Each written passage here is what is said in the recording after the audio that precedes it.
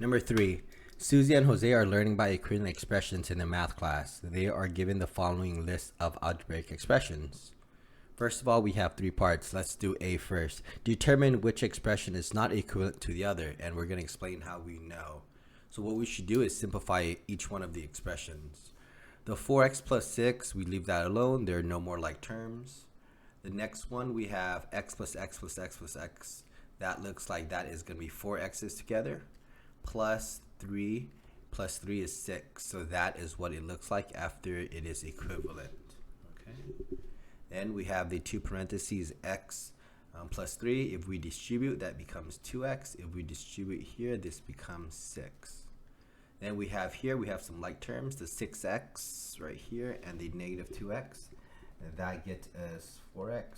Then we have the 5 plus the 1. That gets us plus 6. So what is not equivalent is we would say 2x plus 3 is not equivalent. That is the reason. And then we write because it simplifies into 2x plus 6. The other ones and the other ones, the others are 4x plus 6. That is why the 2x plus 6 is not equivalent. Show and explain how you know the other 3 are not equivalent. See simplified expressions. I showed the work. I simplified the second one, matches to be equivalent. I showed the last one to be equivalent. Next, it says, is negative 1/3 that equivalent to the above expressions?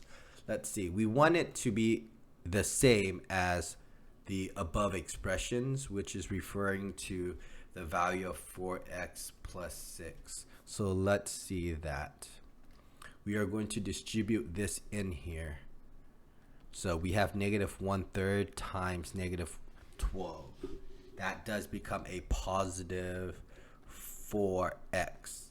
Then we have negative 1/3 times negative 9. Negative 1/3 times negative 9.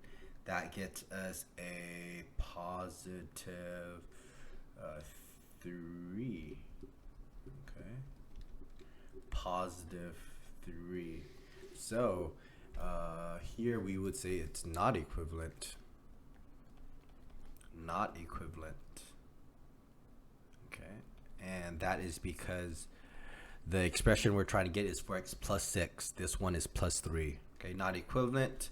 The constants don't match up. Don't match up. Okay, there we go.